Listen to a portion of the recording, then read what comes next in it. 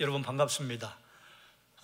지난 한 주간 하나님께서 여러분을 인도하셔서 이 자리에 부르신 것 하나님의 은혜인 줄 믿습니다. 신년 특별 새벽 기도학교에 오신 분들은 매일 얼굴을 봤고, 그리고 이런저런 이유로 오지 못하신 분들에게는 오늘 이 자리에서 하나님께서 우리가 반가운 낯으로 보게 하셨으니 이 예배 하나님께서 우리를 받으시고 은혜와 능력을 충만하게 하실 줄 믿습니다. 잘 오셨습니다. 오늘 말씀의 제목이 내 아들에게 알게 하라. 한번 따라 할까요? 내 아들에게 알게 하라. 이러면 이제 딸들이 또 기분이 별로 안 좋아요. 또 두 번 하죠. 내 딸들에게 알게 하라. 이건 설명하고 좀 넘어갈 필요가 있어요. 성경을 곡해하는 사람들은 왜 아들만 있냐? 딸은 왜 없습니까? 이러는 분들이 있는데 이런 것을 대명사라고 합니다. 아들은 꼭 아들만 가리키는 것이 아니라 아들과 딸까지 포함해서 자녀 이렇게 읽기를 하면 되는데, 이걸 이제 곡해하는 분들이 있어서 이렇게 엉뚱한 얘기를 하시는 분들이 있으니까 내 아들에게 알게 하라, 딸도 포함돼요. 여기 딸들이 많으신데 왜 딸들은 쏙 빼고 아들만 얘기합니까? 목사님의 아들이니까 그러는 겁니까? 이러실까봐. 우리는 자녀를 신앙으로 훈련할 필요성에 대해서는 다 알고 있어요. 그런데 그렇게 하지 못할 때가 종종 있지요. 그럼에도 불구하고 우리 마음속에는 항상 신앙의 훈련에 대한, 신앙을 개성하는 것에 대한 부담감과 생각이 있습니다. 그러면 무엇을 훈련해야 할 것인가? 말씀과 기도와 예배와 삶이었습니다. 1월 첫 주에 여러분에게 드린 말씀과 지금 연결이 되는데, 말씀과 기도와 예배와 삶이 이게 네 개가 분리가 된 것 같으나 사실은 하나입니다. 뿌리가 하나예요. 말씀에서 기도가 나오고, 말씀과 기도에서 예배가 나오고, 그 예배가 삶으로 연결이 되고. 한번 따라 하시죠. 내 자녀에게 하나님의 말씀을 알게 하라. 신명기 4장 9절에 이렇게 선포합니다. 오직 너는 스스로 삼가며 내 마음을 힘써 지키라. 그리하여 내가 눈으로 본 그 일을 잊어버리지 말라. 내가 생존하는 날 동안에 그 일들이 내 마음에서 떠나지 않도록 조심하라. 너는 그 일들을 내 아들들과 손자들에게 알게 하라. 아멘. 여기서 말하는 그 일이란, 하나님께서 이스라엘 백성들을 애굽에서 출발할 때부터 광야까지 인도하실 때 구원하시고 보호하신 사건을 말합니다. 하나님께서 그들에게 어떻게 나타나셨는가, 그것을 자녀들에게 알게 하라는 것입니다. 이것을 우리에게 적용한다면 여러분이 지금까지 신앙생활을 하면서 경험한 하나님의 은혜와 능력이 있지요. 그것을 자녀들에게 알려줘야 해요. 왜 알려줘야 하느냐? 손주들에게 할머니, 할아버지가 앨범을 보여주면 할머니도 이럴 때가 있었어 그래요.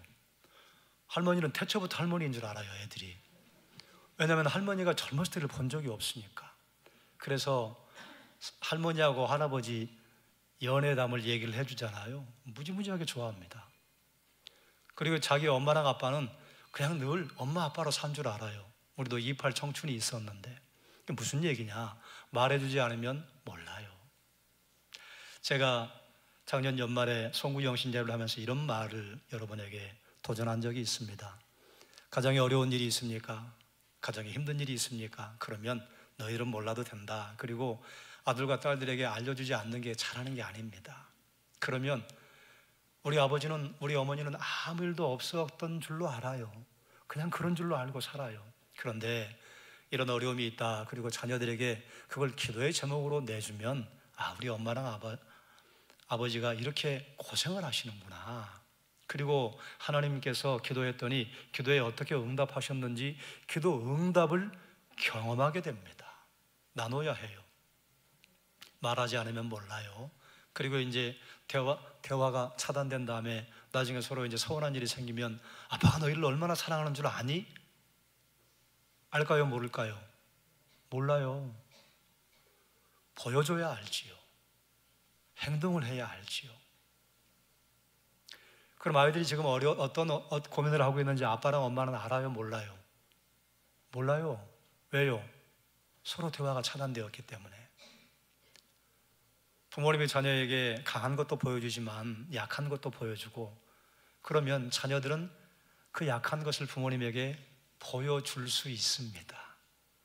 부모님이 한 번도 약함을 보여주지 않았기 때문에 이런 건 보여주는 게 아니야. 그게 학습이 되었어요. 그게 무언의 학습이에요. 꼭 랭귀지를 사용해야만 학습이 되는 게 아닙니다.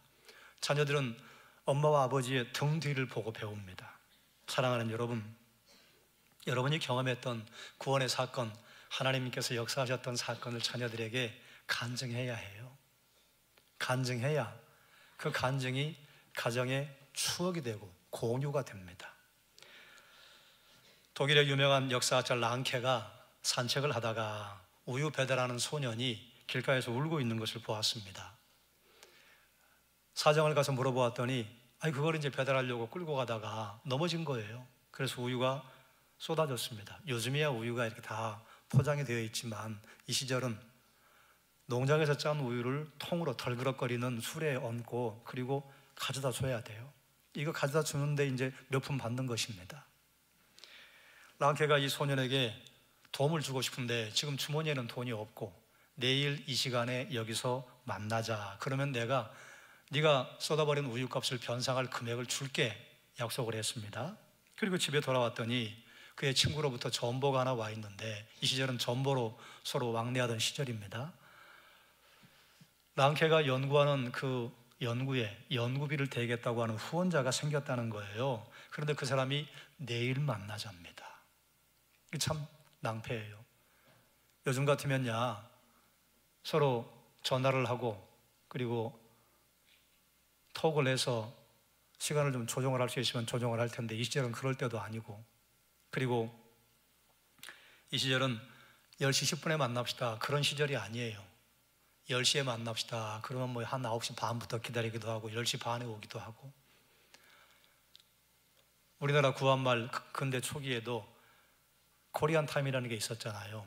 뭐 이런저런 해석을 하는 분들이 있습니다만 저는 이런저런 책을 읽다가 아마 이런 영향이 아니었겠나 생각을 해요. 그런 서양의 시간이 들어오기 전에 우리는 몇 시 몇 분이 아니라 해시, 자시, 인시 이렇게 따졌어요. 그러니까 우리 진시에 만납시다 그러면 앞뒤로 시간이 2시간이에요. 뭐 대충 그냥 이렇게 노닥노닥 거리다가 그 시에 땡 가기도 하고 1시간 뒤에 가기도 하고 2시간 뒤에 가도 그 진시예요. 그런데 갑자기 이제 서양의 시간이 들어오면서 1시에 만납시다. 그러니까 사람들이 옛날 습성을 가지고 여기저기 돌아다니다가 1시 반에 와요. 1시 40분에도 오고, 그리고 전혀 미안해하지 않아요. 제가 아는 선교사님이나 친구들이 동남아에서 사역을 하는 친구들이 있는데 미치겠대요. 제 시간에 출근하는 친구들이 별로 없대요. 그리고 와서 일을 해야 되는데 갑자기 안 나온대요. 연락도 없이. 그래서 100명이 필요하면 200명을 뽑아놔야 한답니다. 언제든지 연락해서 일을 하도록 해야 하니까. 이제 그 친구들도 시간 개념이 생기겠죠. 우리도 그랬던 시절이 있지 않습니까? 이 시절은 훨씬 더 그 전이에요. 그러니 이건 낭패입니다. 둘 중에 하나를 선택을 해야 되는데 랑케가 그 소년과 약속을 지키기로 했습니다. 랑케는 자신에게 주어진 이득보다 어린 소년과의 신형을 소중하게 여겼다. 이렇게 하고 책의 내용은 끝나는데 저는 여기에 이제 제 생각을 하나 좀 덧붙이려고 그래요. 왜 랑케가 소년과의 신형을 소중하게 지켰을까? 제가 묵상한 바는 이래요.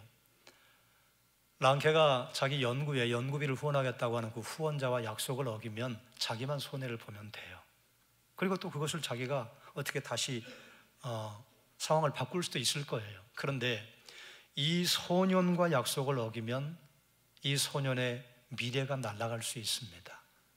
이 아이가 그러지 않겠어요? 그 다음날 얼마나 꿈에 부풀어서 오겠어요.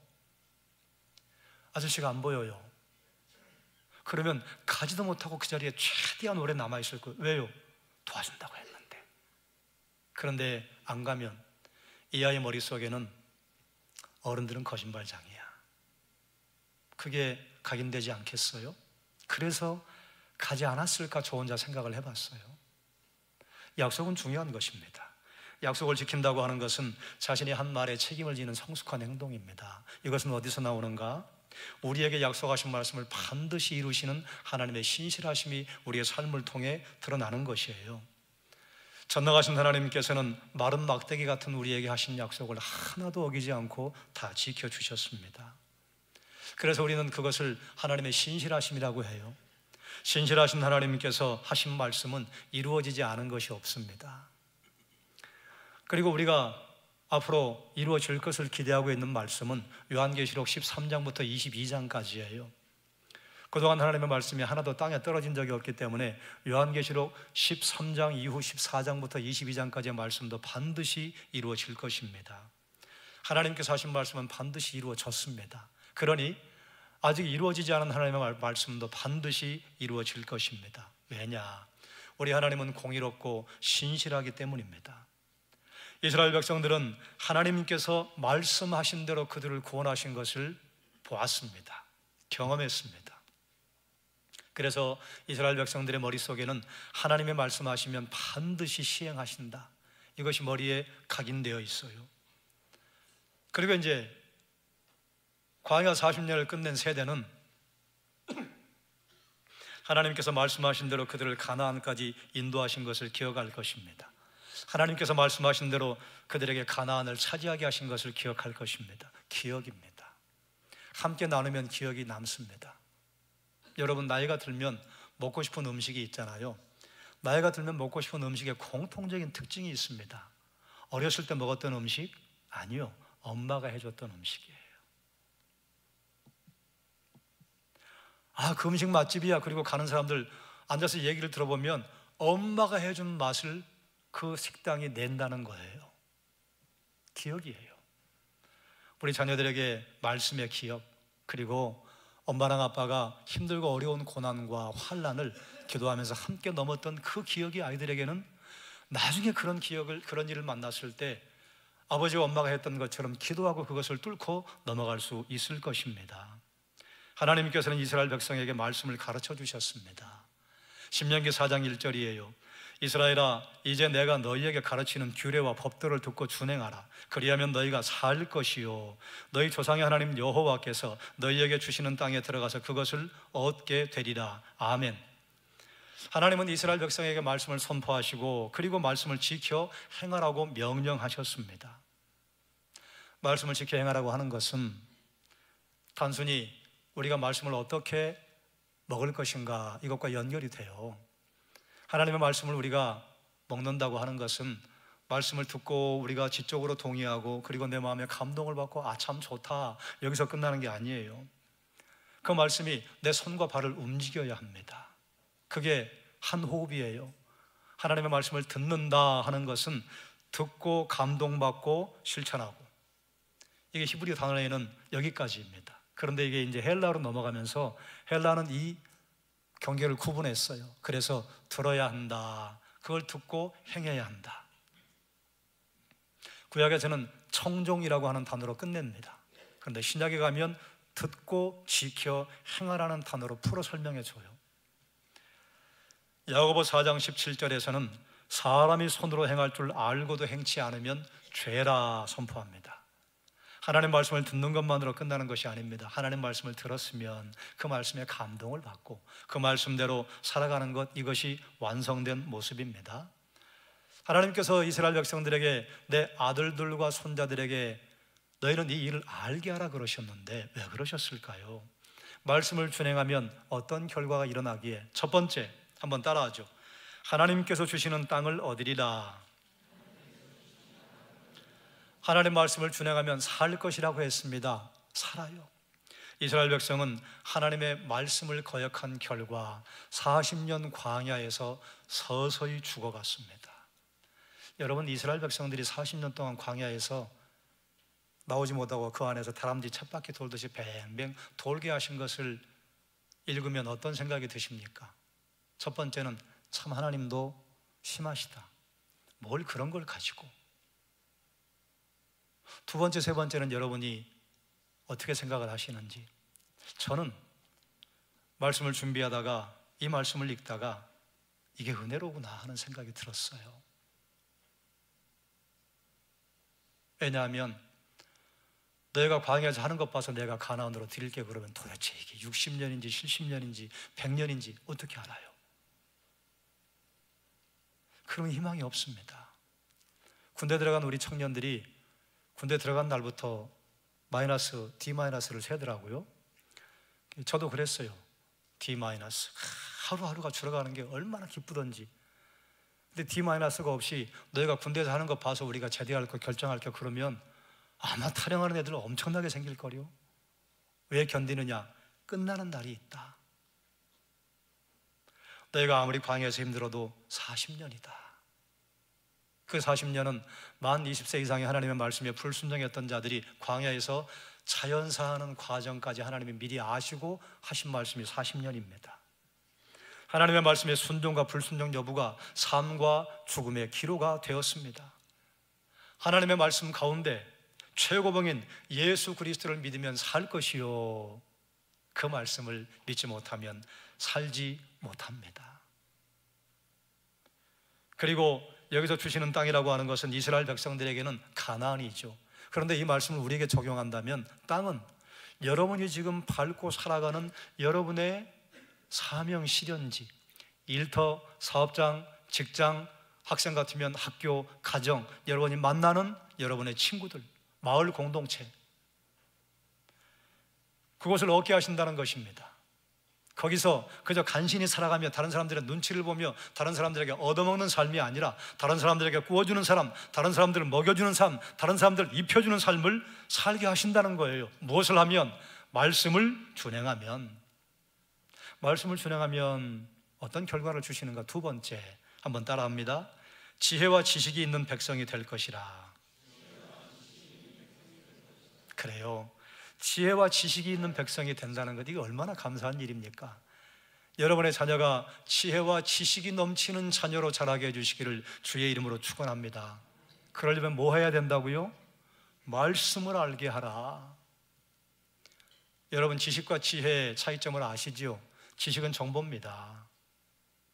지식이 아무리 많아도 지혜가 없으면 그 지식과 지식을 연결해서 창의성과 상상력을 동원해낼 수 있는 능력이 없습니다. 요즘 지식은 꼭 스승을 찾아가지 않아도 얻을 수 있어요. 미디어 리터러시, 미디어를 필터링할 수 있는 능력만 좀 갖추면 그러면 얼마든지 온라인상에서 정보는 차곡차곡 축적할 수 있습니다. 그런데 어떤 사람은 정보는 많은데 그 정보를 서로 이용하지 못하는 사람이 있어요. 어떤 사람은 정보는 좀 별로 없는데 그 정보를 어쩌면 그렇게 조합을 잘하는지, 그걸 이용해서 그것을 가지고 창의력을, 상상력을 드러내는 사람이 있습니다. 그런데 이 지혜는 어디서 오는가? 하나님의 말씀으로부터예요. 솔로몬은 여호와를 경외하는 것이 지식의 근본이라 했습니다. 예수님께서는 누구든지 나의 이 말을 듣고 행하는 자는 지혜로운 사람이라고 말씀하셨어요. 왜냐? 여호와의 계명은 순결하여 우리의 눈을 밝게 하기 때문입니다. 여호와의 율법은 완전하여 우둔한 자로 지혜롭게 하기 때문입니다. 왜 그런 일이 벌어질까요? 하나님의 말씀은 살아서 운동력이 있어서 좌우에 날선 어떤 검보다도 예리하여 우리의 심령과 골수를 찔러 쪼개기까지 합니다. 여러분, 부모님이 자녀들에게 말씀하시면 자녀들이 듣습니까? 자기 마음에 적당한 건 듣고 자기 마음에 적당하지 않으면 듣는 척해요. 그리고 언제 본격적으로 듣지 않느냐? 경제적으로 자기가 자립할 능력이 되면 듣지 않습니다. 무슨 말이에요? 심정적으로 듣지 않는 나이가 사실은 유치원 때부터 시작이 됩니다. 자녀가 부모의 말을 듣고 바뀐다? 그래요. 그러는 자녀도 있고 그러지 않은 자녀도 있습니다. 바뀌는 경우는 내가 생각하는 것과 똑같은 말을 부모님이 하시네, 그리고 내가 생각하지 못했던 놀라운 지혜를 부모님이 말씀하신다? 그러면 자기 마음을 바꿔요. 그런데 자기 마음과 다른 정보를 부모님이 계속 주시면 안 듣습니다. 그런데 놀라운 일은 말씀 앞에 서면 그 말씀이 살아서 운동력이 있어서 좌우에 그 어떤 날선 검보다도 예리하여 내 자녀의 심령과 골수를 찔러 쪼개요. 그래서 변화가 일어나는 거예요. 부모가 자녀 못 바꿉니다. 왜 그렇게 자신 있게 말하냐고요? 제가 그랬거든요. 그럼 저만 그랬어요? 여러분도 그랬을 거요. 우리는 자꾸 착각해요. 우리 아이는 남들과 달라서. 그러다가 나중에 뒤통수 얼마나 많이 맞아요. 애당초 나는 자녀를 바꿀 수 없다 생각하시는 게 좋아요. 한번 따라하게 해야겠다. 왜냐하면 반감 가득한 분들이 지금 많기 때문에 따라하세요. 부모는 자녀를 바꿀 수 없다. 못 바꿔요, 못 바꿔. 바꾸려고 아이들하고 부딪히면 부딪힐수록 관계만 깨집니다. 우리 다 경험했잖아요. 그럼 이걸 어떡하지요? 말씀에 맡기는 수밖에 없어요. 그리고 기다려야 해요. 왜 기다려야 하는 줄 아십니까? 아이고, 내 속 같으면 좀 얼른 좀 뒤집었으면 좋겠는데 왜 저렇게 시간이 오래 걸리나? 부모의 눈물이 필요합니다. 눈물 어린 부모의 기도가 필요해요. 그러면 눈물 어린 부모의 기도는 자녀들이 봐요. 그리고 말씀 앞에 서서 어느 날 감동받아서 생각해 봤더니 아버지가 한 말씀과 똑같네, 엄마랑 하신 말씀과 똑같네. 그러면 그때 엄마랑 아빠에게 와서 사과하고 관계가 더 돈독해집니다. 하나님의 말씀을 알면서도 이를 행하지 않는 자가 미련한 자요, 결국 큰 부끄러움을 당한다 했습니다. 그러나 하나님의 말씀을 알고 시행하는 자 지혜로운 자다. 하나님의 말씀을 준행하면 어떤 결과가 일어나는가? 세 번째, 한번 따라하죠. 공의로운 나라가 될 것이라. 이거 좀 기도 제목 아닙니까? 눈물이 나는 기도 제목. 하나님, 이 땅에 진리가 거짓을 이기게 해주십시오. 국민들이 고통에서 벗어나게 해주십시오. 거짓말을 하고도 그 거짓말을 교묘하게 피해가면서 사람들 앞에 리더십의 자리에 있는 사람들의 그 부끄러움이 하나님 각인되게 해주십시오. 내 자녀들에게는, 그리고 내 후손들에게는 자유로운 나라, 민주적인 나라를 물려줄 수 있게 해주십시오. 저는 하나님이 하실 것으로 믿습니다. 왜요? 지금까지 그러셨어요. 지금까지 그러셨기 때문에 앞으로도 그러실 것으로 믿어요. 그러므로 희망을 잃지 말고 기도해야 합니다. 포기하지 말고 기도해야 합니다. 우리 하나님은 전능하신 분이시라. 우리의 기도에 하나님께서 응답하실 줄 믿습니다. 이스라엘은 열방의 큰 나라로 비춰지고 있습니다. 그것은 그들의 영토가 광활하기 때문도 아니요, 군사력이 어마어마하게 막강한 것도 아닙니다. 그들에게 참된 지혜와 지식의 근원인 하나님의 말씀이 있기 때문이에요. 오늘날 국경선은 의미가 없다는 걸 우리가 알고 있잖아요. 금으로 그어놓은 게 지금 별 의미가 없습니다. 국경선을 예전에는 차단하면 서로 왕래가 불가능했는데 요즘은 국경선을 차단해도 얼마든지 인터넷과 미디어를 통해서 왕래가 가능합니다. 아무리 장막을 높이 세워도 가지고 있는 스마트폰으로 북한에 있는 우리 동포들이 남한의 소식과 전 세계 소식을 아름아름 다 알고 있어요.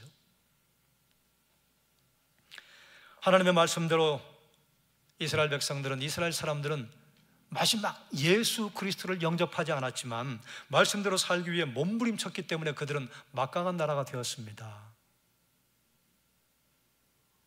만약에 다른 나라 같았으면, 그런 정도의 어려움을 겪었다면 벌써 국가와 민족이 사라졌을 것입니다. 그런 민족이 얼마나 많습니까? 이스라엘이 완전한 나라는 아니잖아요. 그런데 하나님의 공의대로 살기 위해서 몸부림치는 사람들이 상당히 많은 나라입니다. 우리나라의 소망은 여기 있는 여러분에게 있습니다. 여러분이 말씀을 따라 말씀대로 살기로 몸부림치고 나라와 민족을 위해 기도하면 하나님 우리의 기도를 들으셔요.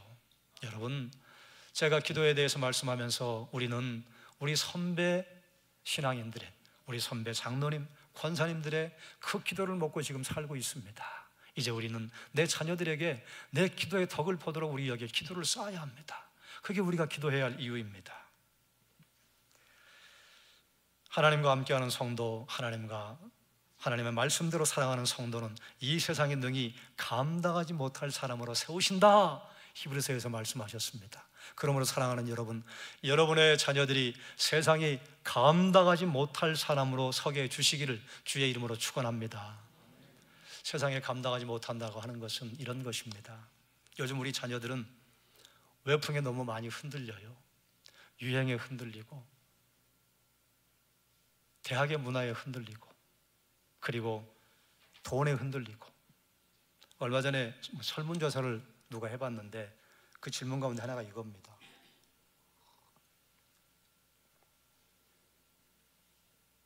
고3 학생들에게 물었어요. 서울대를 갈래? 100억을 지금 줄까? 아이들이 어디에 손을 많이 들었게요? 100억. 서울대 안 가도 된다 그 말이에요. 100억만 있으면 된다는 거예요. 여러분, 그런데 100억을 운용할 수 있는 능력을 가진 아이에게 100억 줘봐야 패가 망신합니다. 알잖아요.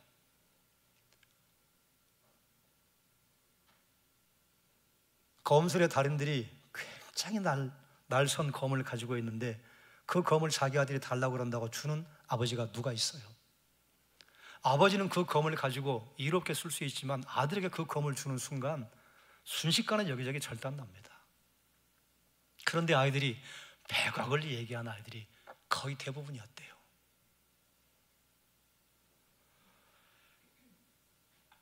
꼭 서울대를 간다고 그 아이의 인생이 풀리는 것은 아니나, 그러나 가서 배워야 할 과정을 배워야 되지 않겠어요? 그럼 나중에 100억이 아니라 1000억을 벌 수도 있어요. 아이들이 수평문화에 너무 많이 흔들립니다. 그러니 아이들은 얼마나 힘들겠어요.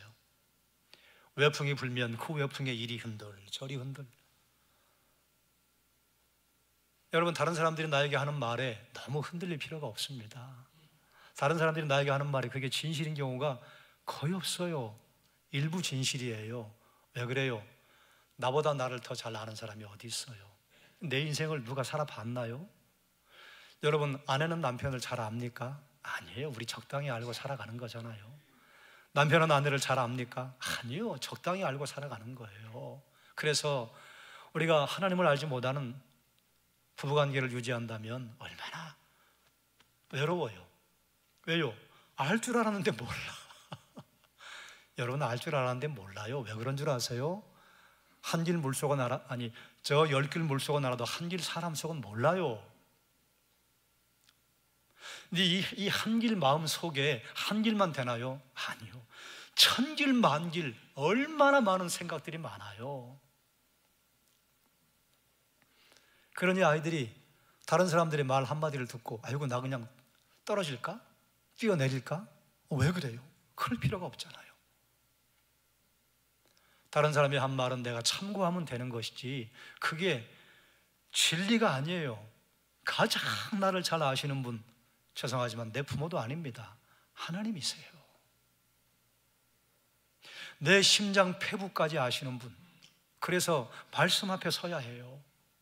말씀 앞에 서면 다른 사람들이 어떤 소리를 해도 그냥 참고하지, 그것 때문에 내 인상이 송두리째 흔들리지 않는데 우리 아이들은 너무 흔들려요. 나보다 잘생긴 애 앞에 가면 흔들리고, 나보다 이쁜 애 앞에 가면 흔들리고, 이쁜데 공부까지 잘하면 진짜 많이 흔들리고, 나보다 돈 많은 애 앞에 가면 흔들리고, 나보다 키 큰 애 앞에 가면 또 흔들리고, 그냥 흔들려 정신없이. 그런데 흔들리지 않게 하는 비결이 하나 있습니다. 말씀의 뿌리밖에 하는 것입니다.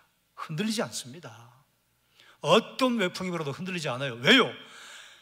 하나님의 부르심을 입은 자, 하나님 사랑하는 자에게는 모든 것이 합력하여 선을 이루느니라. 할렐루야.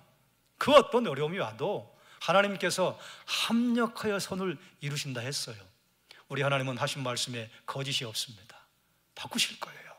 그 믿음이 여기 있으면 아니 천길 낭떠러지에 떨어져도 떨어지기 전에 미지 아이고 나 죽어야겠다 그런 생각하지 않습니다. 하나님이 붙드실 거야. 우리의 생명이 하나님의 손 안에 있어요. 그러면 흔들리지 않습니다.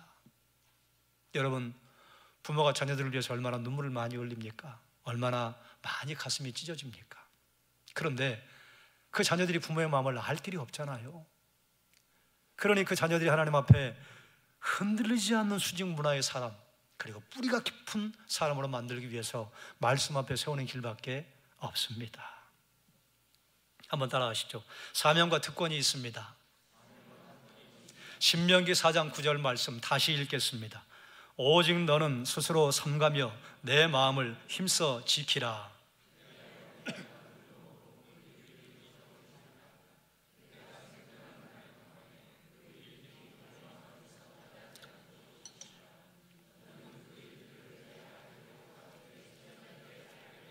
아멘. 제가 말씀을 준비하면서 눈이 들어왔던 게 4장 9절이에요. 그래서 여기서 오늘 말씀의 제목을 뽑았습니다. 내 아들들에게 알게 하라. 내 아들에게 알게 하라. 근데 여기서는 내 아들들과 내 손자들에게 알게 하라. 만약에 하나님께서 부모는 자녀를 가르쳐야 한다. 알겠습니다. 어떻게 해요? 그건 네가 알아서 하거라. 이러면 얼마나 황당해요. 그런데 하나님께서 먼저 말씀을 주시고 이것을 내 자녀에게 알게 하라. 그러면 들어가도 복 받고 나가도 복 받는다. 얼마나 쉬워요. 내가 연구해봐. 너희가 면벽 수행하면 알 수 있어. 너희가 천일 기도하면 알 수 있어. 그럼 우리가 그걸 어떻게 찾아요? 그런데 여기 있다.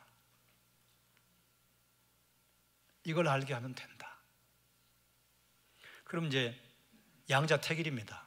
하든지 안 하든지. 그걸 따라한 자는 능력을 알아요. 그걸 따라하지 않은 자는 능력을 몰라요. 그리고 이렇게 이야기해요. 2000년 전에 3000년 전에 말씀이 지금 이 시대에 이것이 가당키나 해. 진리는 시간과 공간과 마음이 바뀌어도 변하지 않습니다. 그게 진리예요. 성경 말씀은 바뀐 적이 없습니다. 인류 역사의 성경을 흠집내기 위해서 수많은 사람들이 애를 썼는데 성경은 그때마다 스스로 일어섰습니다. 왜냐하면 성경이 옳으네. 성경이 옳으네. 중국 근대사를 움직이는 세 자매가 있습니다. 이것이 오래전에 송가 황조라고 하는 영화로도 나왔어요. 송애령, 송경령, 송미령. 아주 오래전의 일이에요. 세 자매의 아버지는 송가희. 이분이 어려서 미국으로 유학을 갔는데 거기서 예수님을 만났어요. 그리고 신학까지 하고 목사가 됐습니다. 중국으로 들어가서 사업을 해서 돈을 벌고, 그리고 돈을 번 그 재정을 어디로 썼는가? 인쇄소를 하나 차렸어요. 차린 이유는 무엇인가 하면 성경 출판해서 보급하려고. 이 두 가지 일을 했습니다. 그리고 이제 그 일을 하면서 그의 평생의 친구, 그의 사위가 될 사람을 만났는데 그 사람의 이름이 손문이었습니다. 손문 역시 기독교인이었습니다. 송가인은 결혼을 해서 세 딸을 낳았습니다. 세 딸을 서양 선교사들이 운영하는 미션 스쿨에 보내서 공부를 시키고, 그리고 어느 정도 장성한 다음에 미국으로 유학을 보냈습니다. 보낼 때 너희는 다시 조국으로 돌아와야 한다. 그리고 조국을 위해 일해야 한다. 세 딸은 아버지의 뜻대로 믿음 안에서 잘 자라서 큰딸 송애령은 중국 최고의 부자 공상희와 결혼을 했습니다. 둘째 딸 송경령은 중국 혁명의 아버지 손문과 결혼을 했습니다. 막내딸 송미령은 중국의 국민당 총재가 되었던 장개석과 결혼을 했습니다. 한 가문에서 2명의 퍼스트 레이디가 나온 거예요. 돈과 나라, 권력이 세 자매와 연결되면서 세 자매는 중국을 이끌어가는 실질적인 인물. 그래서 이 가문의 교육 방법이 수많은 사람들에게 우리 그것 좀 가르쳐줘요. 그것 좀 가르쳐줘요. 막내딸 송미령이 살았던 메이린 궁에는 2층 거실 중앙벽에 예수님의 초상화가 걸려 있었답니다. 그리고 그 아래 테이블 하나와 의자 2개가 있었는데 거기서 항상 장개석과 송미력이 기도를 했던 자리였다고 그래요. 지금은 참 아쉬운 역사가 돼버리고 말았죠. 송미령이 결혼을 할 때 장개석은 기독교인이 아니었습니다. 결혼 조건은 예수 믿는 것이었습니다. 그래서 결혼하기 위해서 장개석은 기독교인이 되었습니다. 신앙의 명문과는 철저한 신앙 교육으로 이루어집니다. 신앙 교육으로 자녀를 영향력 있는 사람으로 키울 수 있습니다. 신앙교육을 통해서 하나님의 말씀을 자녀들에게 전수함으로 말미암아 그 말씀이 그 아이를 만들어 갈 것입니다. 놀랍게도 하나님의 말씀에는 사람을 빚어가는 능력이 있습니다. 사랑하는 여러분, 우리도 양자택일입니다. 하나님이 주신 이 말씀대로 자녀들을 양육할 것인가, 아니면 아이고 이건 시대착오적인 말씀인데 내가 신앙생활은 말씀 따라하고 우리 자녀를 양육하는 것은 지금 요즘 현대 교육에 따라서 해야지. 선택은 여러분이 하십시오. 그러나 결과는 이미 우리가 살아왔던 수많은 역사가 우리에게 알려주고 있습니다. 기억하시기 바랍니다. 하나님의 말씀을 준행하면 이 땅에서 생명을 누릴 것입니다. 하나님의 말씀을 준행하면 하나님께서 주신 땅, 그들에게는 가나안, 여러분과 우리 자녀에게는 여러분이 일하고 있는 일터와 사업장과 학교와 가정과 마을 공동체, 거기서 리더십을 얻게 하실 것입니다. 하나님의 말씀을 준행하면 지혜와 지식이 있는 백성, 지혜와 지식이 있는 자녀가 될 것입니다. 하나님의 말씀을 준행하면 공의로운 나라가 될 것입니다. 여러분, 다니엘은 자기가 국가를 망하게 한 것도 아닌데 왕이 잘못하고 그리고 그 위에 고관들이 잘못해서 엄벙덤벙 하다가 갑자기 10대의 나이에 포로로 끌려갔습니다. 얘가 뭔 잘못이 있어요? 그런데 정신을 차리고 어른이 된 다음에 하나님, 나와 이 민족의 죄악을 용서해 주옵소서. 하나님 앞에 나라와 민족을 위해서 기도하는 사람들의 전제 조건이 있습니다. 하나님, 나의 죄 때문입니다. 나의 잘못입니다. 여러분, 너는 왜 그러니? 그 진영은 왜 그러니? 그러는 순간 우리의 기도는 능력이 없어요. 그게 기도의 제목이 아니에요. 하나님, 제가 나라와 민족을 위해 기도하지 못했습니다. 저도 한편에 서서 반대편 사람들에게 손가락질 하느라고 바빴습니다. 이제 이 손을 거두고 하나님 앞에 섭니다. 그럴 때 이 민족의 소망이 있습니다. 왜냐하면 하나님께서 역사하셔야만 나라의 살 길이 열리고 이 나라의 막강한 나라가 될 수 있는 능력이 거기서부터 나오기 때문입니다. 여러분도 다 아시는 말씀이지만 소돔과 고모라가 왜 멸망했어요? 그들이 범죄해서예요. 그런데 결정적으로 멸망한 최고의 이유는 의인 10명이 없어서예요. 너는 왜 의롭지 않으라고 말할 그럴 시간이 없어요. 지금 여러분이 의인 되세요. 누가 의인이에요? 예수님을 믿고 예수님께서 우리에게 원하시는 대로 나라와 민족을 위해 기도하는 그가 의인이요. 옆을 보고 손가락질 할 그럴 시간이 없어요.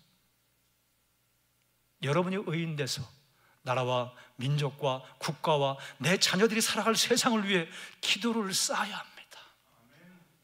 그러면 하나님이 움직이시면, 내가 성대시장까지 삽질하는 거 불도저 가지고 오면 하루면 끝나요.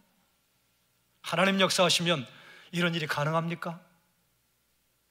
우리가 그렇게 못 먹고 헐벗었던 보릿고개가 몇백 년 전의 이야기가 아니라 불과 한 두어 세대 전의 이야기인데 세계 10대 경제 대국이 되고 세계 5위의 군사 강국이 되고 이게 가능합니까? 하나님이 함께 하시면 가능합니다. 그러므로 사랑하는 여러분, 우리가 말씀을 자녀들에게 전달하면서 우리는 자녀들을 위해서, 나라와 민족을 위해서 기도해야 해요. 왜냐하면 기도할 수 있는 사람은 그리스도인밖에 없어요. 누가 기도해요? 정신을 차리고 기도해야 합니다. 국가를 위해 기도하면 눈물밖에 안 나와요. 당신은 왜 그랬어요? 그게 아니에요. 이렇게 풍성하게 만들어준 나라를 왜 우리는 이렇게 운영하고 있을까요? 우리 어머니 아버지가 그렇게 허리띠를 졸라매고 격동의 세월을 보내면서 지금의 세상을 만들어 놨는데 우리는 왜 이러고 있을까요? 사회가 이러니, 국가가 이러니, 아니요, 그럴 시간이 없어요. 그거 속아 넘어가는 거예요. 우리는 하나님, 내 죄 때문입니다. 나의 죄 때문입니다. 국가와 민족을 위해 그렇게 개구리가 우는 것처럼 기도했던 우리 선배들의 그 기도를 우리는 물려받지 못했습니다. 다시 기도하겠습니다. 사랑하는 여러분, 기도하면 응답하십니다. 그게 소망이 있는 거예요. 여러분의 아들에게, 여러분의 딸에게 하나님의 말씀을 전해 주셔서 여러분의 가문이 신앙의 명가가 되기를 주님의 이름으로 축원합니다. 기도하겠습니다. 이스라엘아, 이제 내가 너희에게 가르치는 규례와 법도를 듣고 준행하라. 그리하면 너희가 살 것이요 너희 조상의 하나님 여호와께서 너희에게 주시는 땅에 들어가서 그것을 얻게 되리라. 아멘. 하나님, 우리에게 주신 생명의 말씀, 청종하면 행복하게 되는 비결 우리에게 주셨는데, 하나님, 이 말씀대로 사랑하는 권속들의 삶이 이루어져서 부모 세대뿐만 아니라 자녀들의 세대가 더욱 든든하고 혁혁한 세대로 세워 주옵소서. 이 나라 이 민족을 불쌍히 여겨 주옵소서. 하나님의 은혜를 구합니다. 하나님, 하나님의 은혜 허락하셔서 다시 한번 제사장 나라 선교 한국의 사명을 감당하게 하여 주옵소서. 예수님의 이름으로 기도드리옵나이다. 아멘.